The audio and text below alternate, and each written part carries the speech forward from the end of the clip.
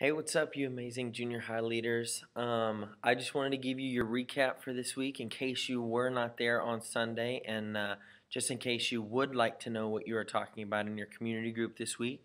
Sometimes it helps. I don't know. Maybe it'll help you. Hopefully, it does. So this past Sunday, we continued our Be the Change series, and I talked about how we have to win the war to be the change. For our students to be the change in their schools, to influence people, they have to win the war. The war we're talking about is the war of good and evil, the war for people's souls. We have to win the war for people's souls to get them saved. We can't give up. We can't stop. We have to continually fight because the devil's always going to be right there. He's never going to take a day off or take it easy on you. I mean, I know from experience, you probably have experiences too. Feel free to share those with your students.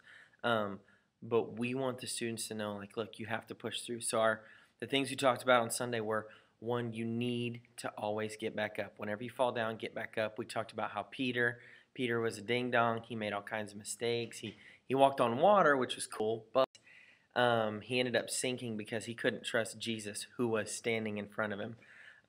So he ended up sinking because he didn't trust him. He doubted. He also denied Jesus after being like, no, Jesus, I love you. You're my boy. He messed up.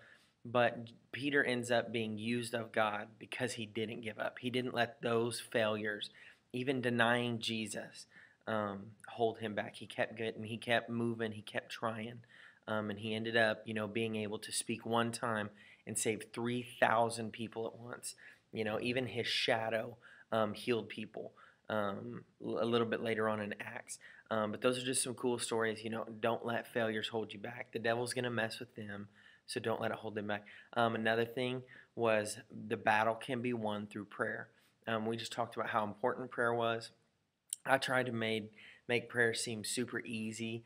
I know how I used to complicate it back when I was a student and when I didn't really have a consistent prayer life. I thought it was something complicated, that I had to do this really long, drawn out, old English, perfect worded, super deep and profound prayer for it to mean anything. And I just explained to the kids, like, look, that's not the case. Prayer is simple.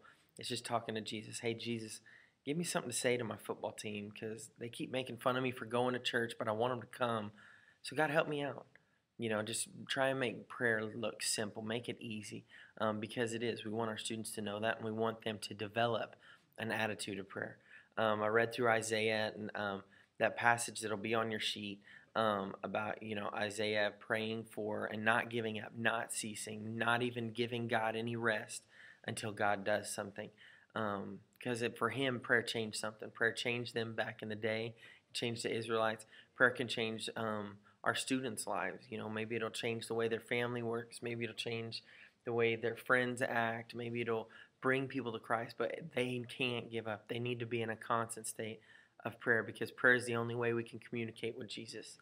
So those are just the main points. I hope that helps you kind of know, like, what was the whole point? Where am I going with this discussion? And a few things for the discussion.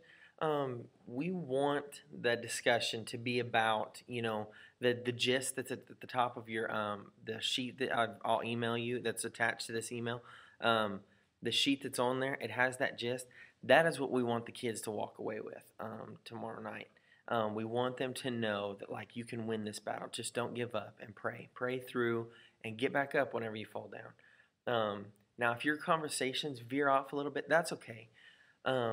As long as they are still pointed towards Jesus, as long as Christ is the center of your conversations, it's okay.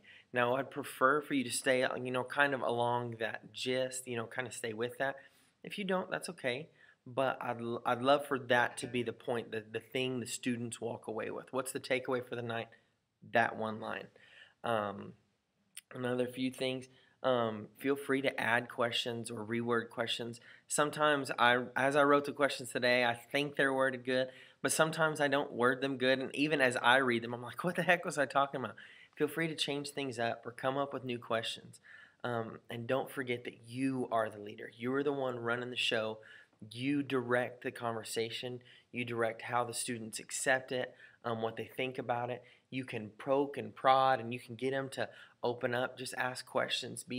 Ask, well, what did you mean by that? Or, oh, hey, man, I saw you shake your head. Well, what do you think about that? Do you not agree? Or, feel free. You are the leader. Don't let kids run you. You run the show. Ask the questions. Make it fun, but let it be something that can get the kids involved. We wanna go inside their lives and apply what the sermon was on Sunday to their lives and how they can use that for day to day. So I hope this helped you. I love you guys. You guys rock. I'm sorry that this is almost a 6-minute video, but I promise that's the longest it'll ever be. Peace out. Love you guys.